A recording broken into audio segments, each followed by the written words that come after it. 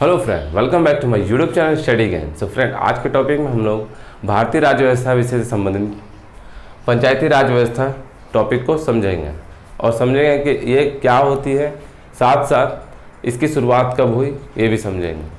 तो आज के टॉपिक में हम लोग जानेंगे पंचायती राज व्यवस्था। तो पंचायती राज व्यवस्था होता क्या है? तो पंचायती राज व्यवस्था ग्रामीण क्षेत्र से संबंधित है, अर्थात ग्रामीण क्षेत्र में स्वशासन की व्यवस्था जो होती है उसी को पंचायती राज व्यवस्था कहते हैं। जो प्रशासनिक व्यवस्था होती है, स्वशासन की व्यवस्था होती है ग्रामीण स्तर पर, ग्रामीण क्षेत्रों में, उसी को ही पंचायती राज व्यवस्था कहते हैं। तो इस क्या कहते हैं, किससे संबंधित है? तो ग्रामीण क्षेत्रों की स्वशासन व्यवस्था, ग्रामीण क्षेत्रों की स्वशासन व्यवस्था ही पंचायती राज व्यवस्था कहलाती है। इसके साथ इसकी शुरुआत कब हुई? तो 1957 में एक कमेटी का गठन किया गया। कमेटी का गठन किया गया, उस कमेटी का नाम क्या था? बलवंत राय मेहता कमेटी।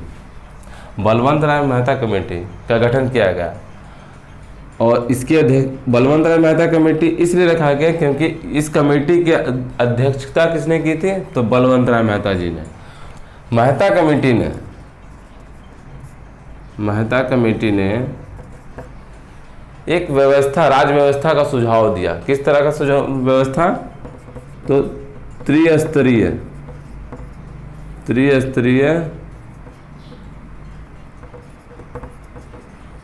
पंचायत राज व्यवस्था। तो मेहता कमेटी ने, अर्थात बलवंत राय मेहता कमेटी ने, जिसकी शुरुआत 1957 में हुई, उसने सुझाव दिया कि त्रिस्तरीय पंचायत राज व्यवस्था की स्थापना की जाए। ये त्रिस्तरीय पंचायती राज व्यवस्था क्या है ये हम लोग समझेंगे। त्रिस्तरीय अर्थात इन्होंने पंचायती राज व्यवस्था को 3 स्तर में बांटा। तो वो 3 स्तर कौन कौन सा है देख लेते हैं।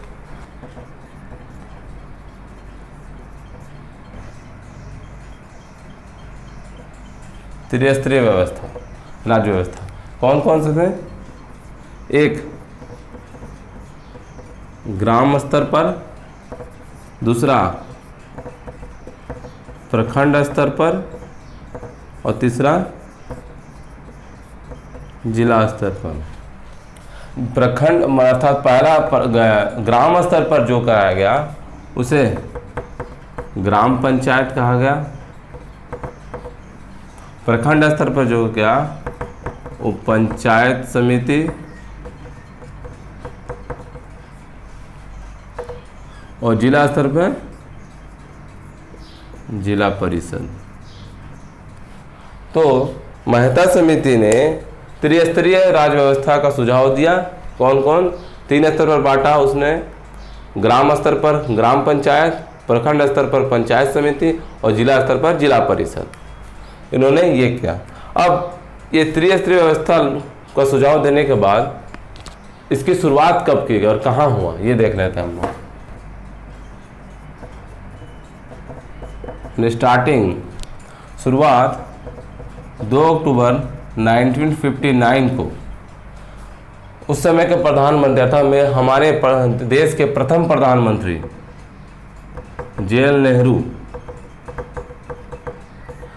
जवाहरलाल नेहरू जी ने, माने उस समय प्रधानमंत्री हमारे थे पंडित जवाहरलाल नेहरू। इन्होंने राजस्थान सही से लिख दे रहे, राजस्थान राज्य के नागौर जिले में इसकी शुरुआत की। सबसे पहले तो भारत में सबसे पहले पंचायती राज व्यवस्था की शुरुआत कहाँ पर हुई? तो 2 अक्टूबर 1959 को प्रधानमंत्री जवाहरलाल नेहरू ने राजस्थान राज्य के नागौर जिले में पंचायती राज व्यवस्था की शुरुआत की। इसके पश्चात 9 दिन के बाद अर्थात 11 अक्टूबर 1959 को कहाँ किया गया? तो आंध्र प्रदेश राज्य में किया गया। आंध्र प्रदेश राज्य में किया गया। तो पहला राजस्थान में किया गया, उसके बाद 9 दिन के बाद 11 अक्टूबर 1959 को आंध्र प्रदेश में पंचायती राज व्यवस्था को अपनाया गया।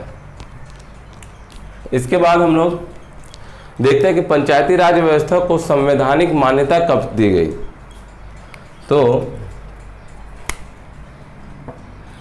भारतीय संविधान में एक संशोधन हुआ, अर्थात 73वां संविधान संशोधन 1993। तो इस 73वां संविधान संशोधन 1993 के तहत पंचायती राज व्यवस्था को संवैधानिक मान्यता दिया गया। तो संवैधानिक मान्यता मिला। कब मिला? तो 24 अप्रैल 1993 को। इस समय भारत के प्रधानमंत्री कौन थे? किन्होंने दिया, ये बोल सकते हैं। तो उस समय के प्रधानमंत्री था 1993 में जो प्रधानमंत्री थे वो थे पीवी नरसिम्हा राव जी।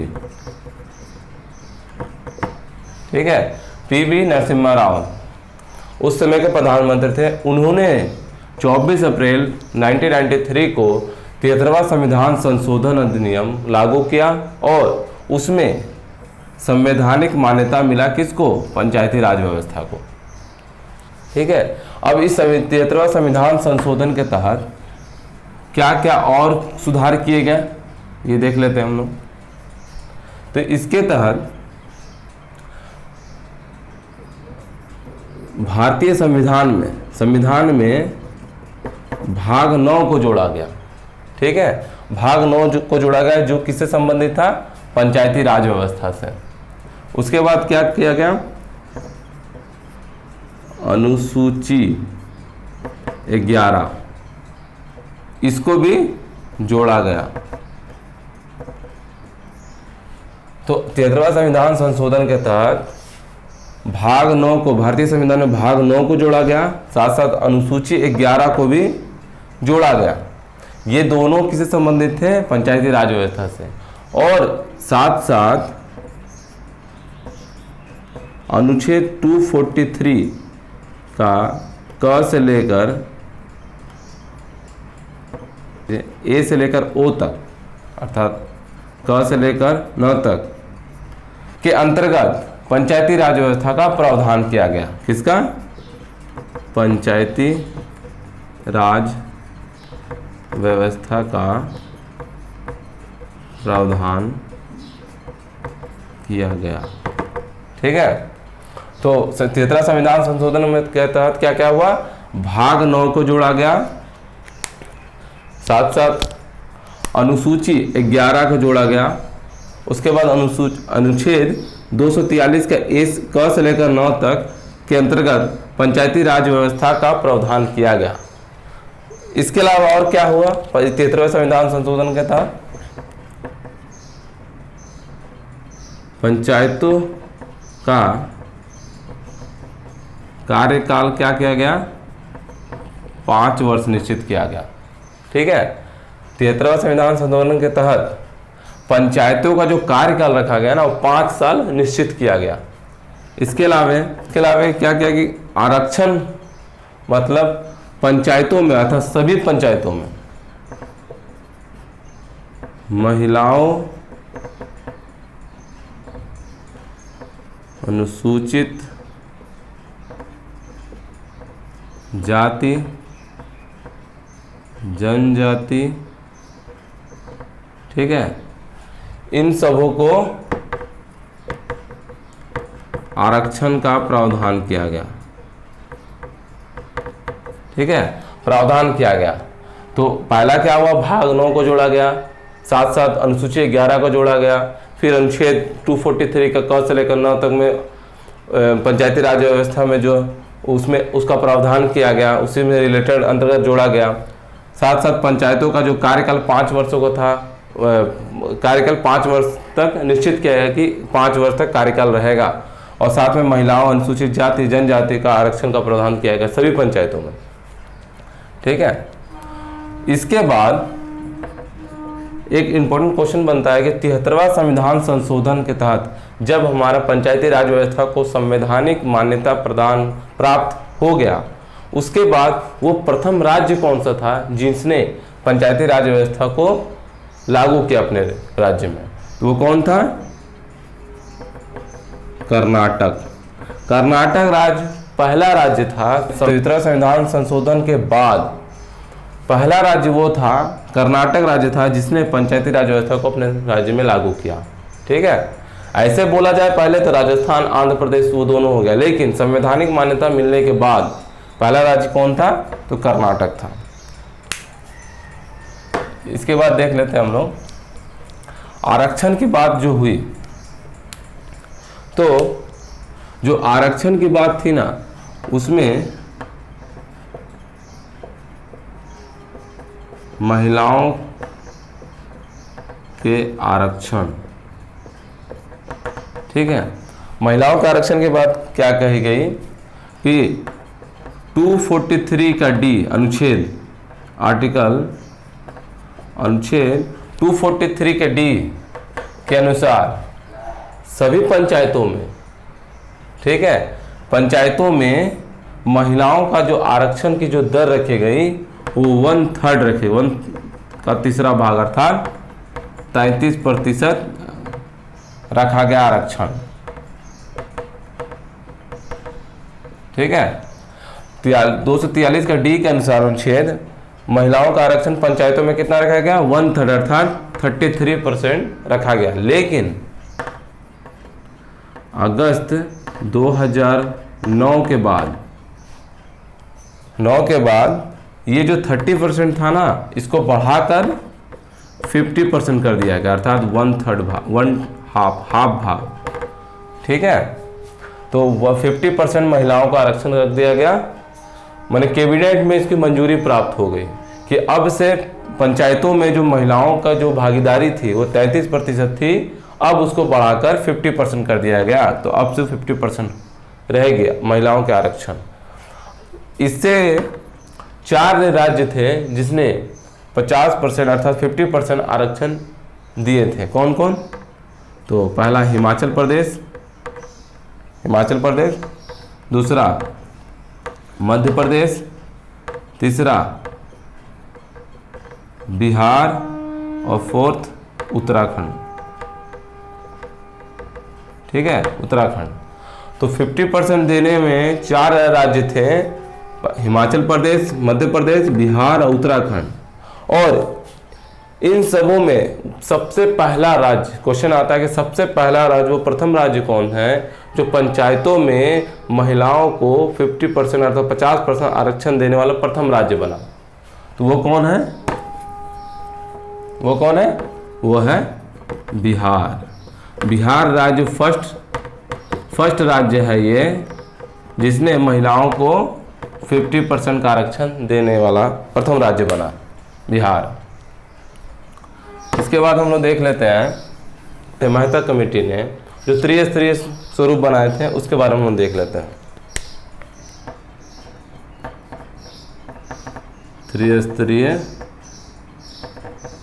ढांचा अर्थात पंचायती राज व्यवस्था की ढांचा। तो ये 73वां संविधान संशोधन के बाद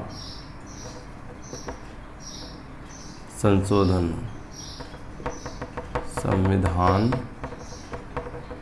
संशोधन के तहत, ठीक है, त्रिस्तरीय जो ढांचा था वो क्या क्या था? पहला था ग्राम स्तर पर ग्राम पंचायत, दूसरा प्रखंड स्तर पर पंचायत समिति और तीसरा जिला स्तर पर जिला परिषद। तो बारी बारी हम लोग समझेंगे, कुछ उसके बारे में जानेंगे कि ग्राम पंचायत के बारे में जानेंगे, पंचायत समिति के बारे में जानेंगे। तो देख लेते हैं पहले हम लोग ग्राम पंचायत। ग्राम पंचायत, तो ग्राम पंचायत हम लोग नॉर्मली जानते हैं कि ग्राम में होता है।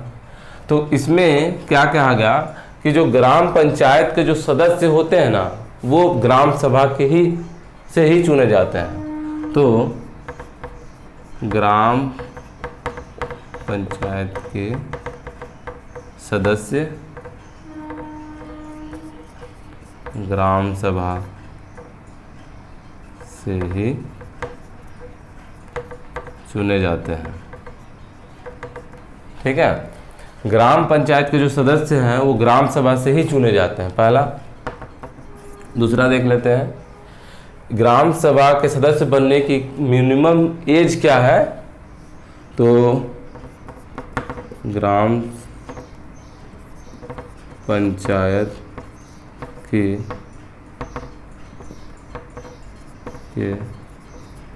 सदस्य की मिनिमम एज 20 वर्ष ईयर है। ठीक है, तो ग्राम पंचायत के सदस्य बनने के मिनिमम एज क्या होनी चाहिए, तो आपको 21 वर्ष पूरी हो जानी चाहिए। दूसरा एक शर्त क्या है कि जो ग्राम पंचायत का जो बैठक होता है वो महीने में एक बार करना जरूरी है। तो महीने में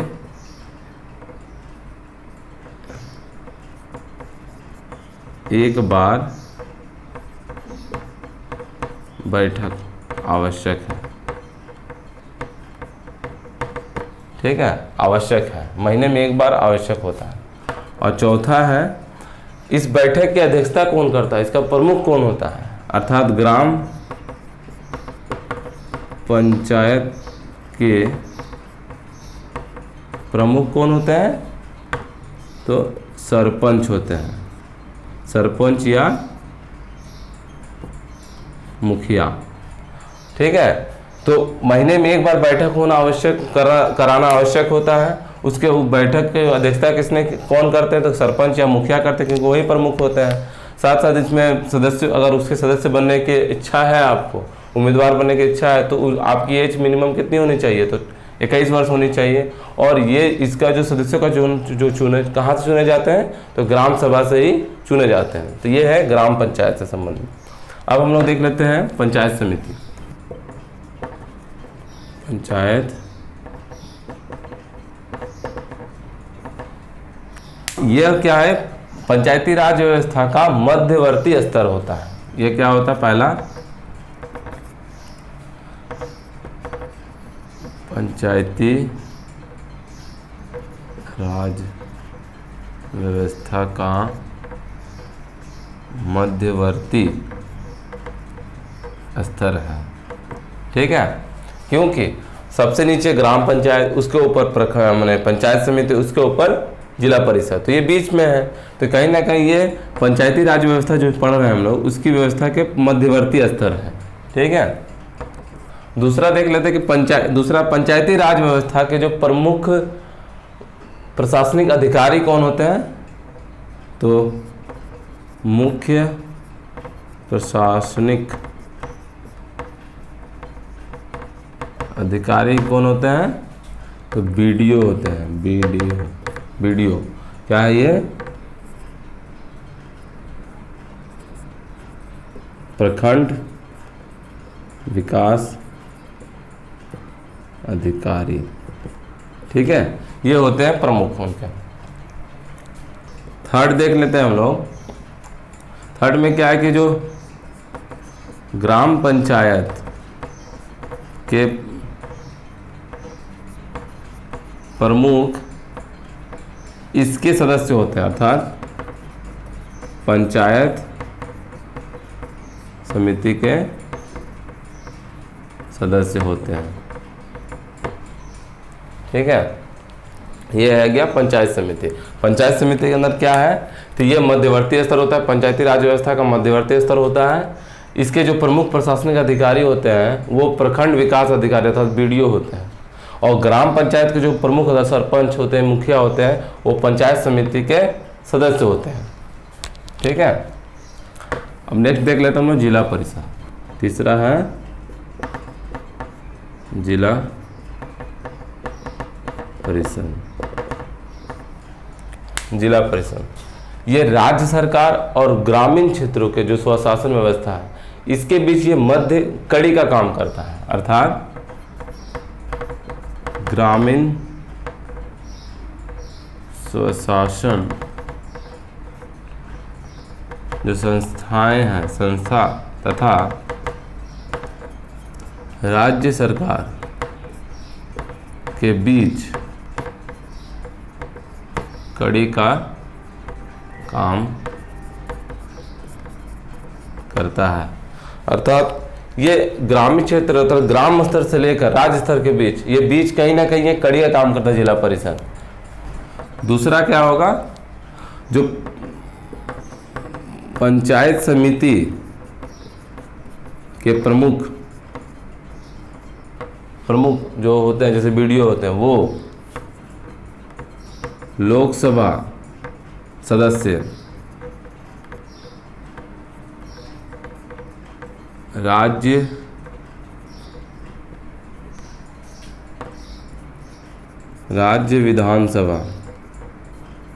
विधानसभा तथा विधान परिषद के जो सदस्य होते हैं ना, वो किसके सदस्य होते हैं? वो जिला परिषद के सदस्य होते हैं।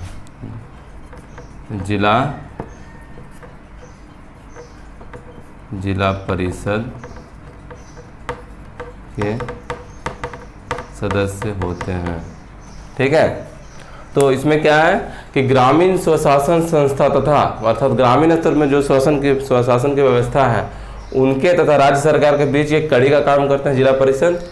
साथ साथ पंचायत समिति के जो प्रमुख तथा बीडीओ होते हैं, जो हैं प्रमुख जो होते हैं, लोकसभा सदस्य जो हैं, राज्य विधानसभा के जो सदस्य हैं, विधान परिषद के सदस्य हैं, राज्य के विधान परिषद के, वो सभी सदस्य जिला परिषद के सदस्य होते हैं। ये हमारा जिला परिषद हो गया। अब एक पॉइंट छूट गया था कि 73वें संविधान संशोधन के तहत इसके अंतर्गत यह भी प्रावधान किया गया था कि अगर पंचायतों को अगर किसी कारणवश स्थगित कर दिया गया या निरस्त कर दिया गया तो 6 महीने के अंदर इसका चुनाव कराना अनिवार्य होता है। 6 महीने के अंदर चुनाव करवाना अनिवार्य होता है।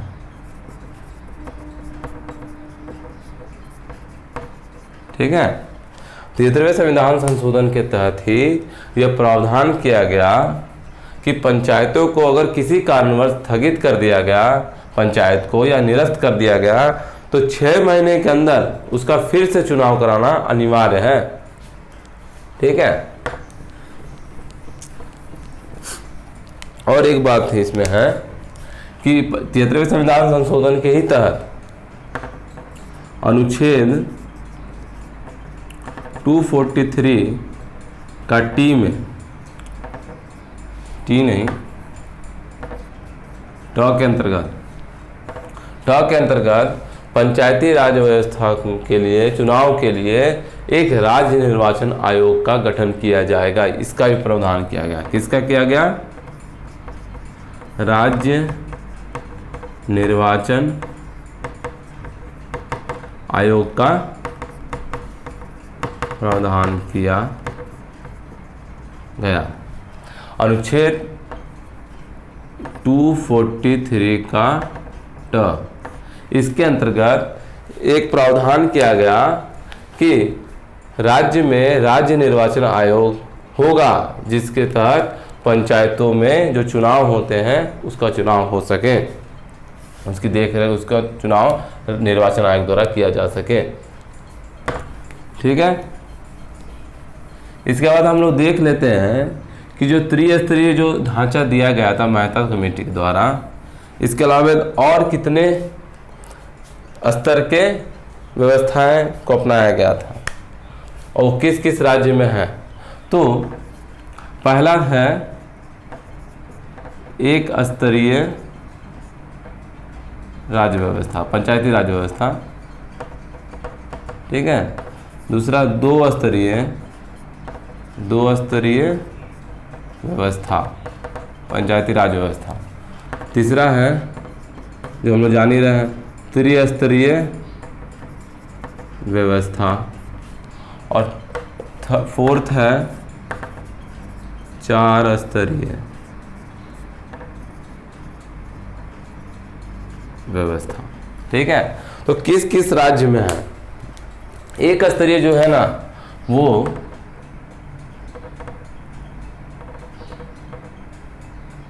मेघालय, मिजोरम, नागालैंड, त्रिपुरा, ये सब राज्य में जो व्यवस्था है पंचायती राज व्यवस्था की, वो एक स्तरीय पंचायती राज व्यवस्था है।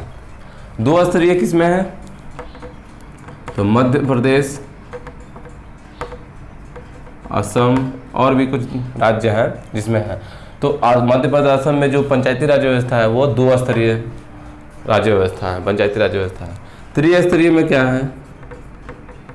बिहार, झारखंड, उसके बाद उत्तर प्रदेश,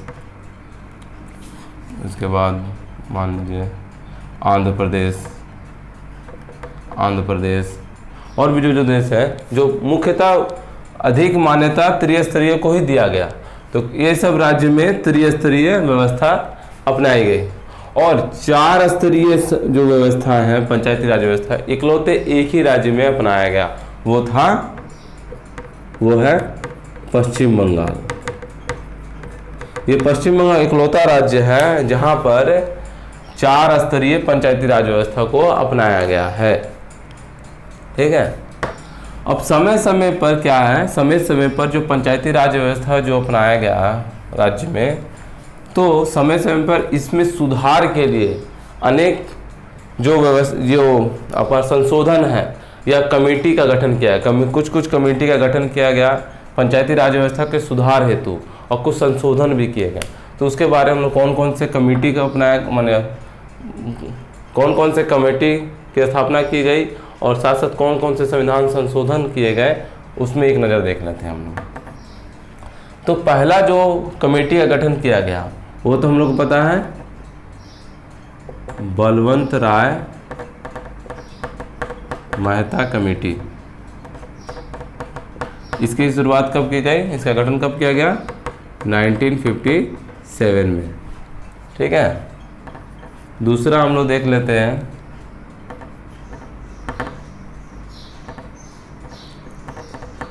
अशोक मेहता कमेटी।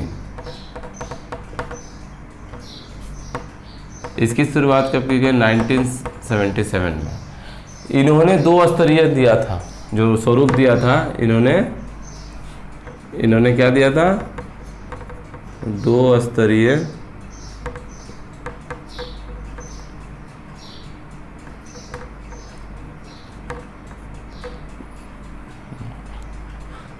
स्तरीय व्यवस्था, पंचायती राज व्यवस्था। इन्होंने 2 स्तरीय दिया था अशोक मेहता ने। थर्ड देख लेते हैं। थर्ड में एक PVK राव कमेटी। इस कमेटी का गठन कब किया गया? 1985 को, ठीक है। फोर्थ क्या है? तो LM सिंधवी कमेटी। इसकी स्थापना 1986 में हुई।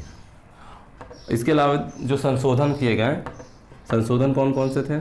तो संशोधन में थे 64वां संविधान संशोधन। इसकी स्थापना या इसकी शुरुआत कब की गई? तो 1989 में। और लास्ट संशोधन हुए 73 अर्थात 73वां संविधान संशोधन ये 1993 में।